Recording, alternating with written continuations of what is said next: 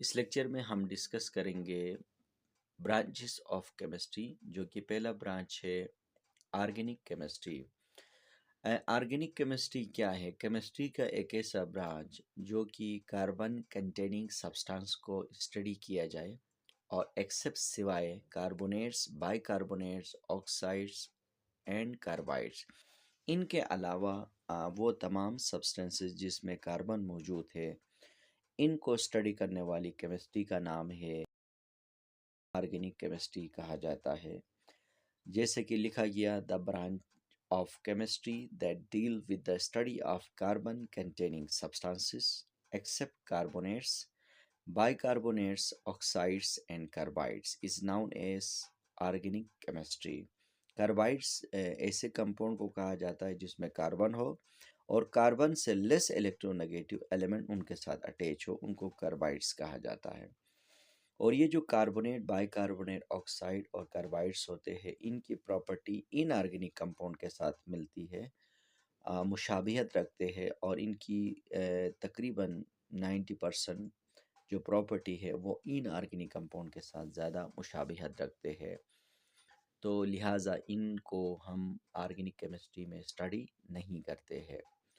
दूसरी branch of chemistry का नाम है इनऑर्गेनिक केमिस्ट्री। केमिस्ट्री का एक ऐसा ब्रांच जो कि तमाम के तमाम एलिमेंट्स और इनके कंपाउंड्स को स्टडी किया जाए, लेकिन एक्सेप्ट ऑर्गेनिक कंपाउंड, यानी ऑर्गेनिक कंपाउंड के अलावा जितने भी जो एलिमेंट्स है और इनके जो कंपाउंड्स है, उनको स्टडी करने वाली केमिस्ट्री का नाम है इनऑर्गेनिक केमिस्ट्री कहा जाता है।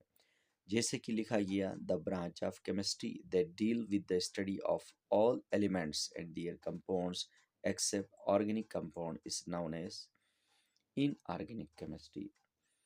तीसरी ब्रांच है फिजिकल केमिस्ट्री, यानी केमिस्ट्री का एक ऐसा ब्रांच जो ऐसे थ्योरीज और लॉज को स्टडी किया जाता है जिनके ज़रिए से हम मैटर के अंदर होने वाली तब्दीली और इसके स्ट्रक्चर को हम इन लॉज और थ्योरीज के ज़रिए से स्टडी करते हैं। तो उस ब्रांच ऑफ केमिस्ट्री को फिजिकल केमिस्ट्री कहा जाता है। जैसे कि लिखा गया, the branch of chemistry that deal with the study of laws and theories to understand the structure and changes of matter is known as physical chemistry. जैसे कि बॉयल्स लॉ है, ये कहता है कि किसी भी गिवन अमाउंट ऑफ गैस का जो प्रेशर होता है वो उसके वॉल्यूम के साथ क्या होता है, इन्वर्सली प्रोपोर्शनल होता है।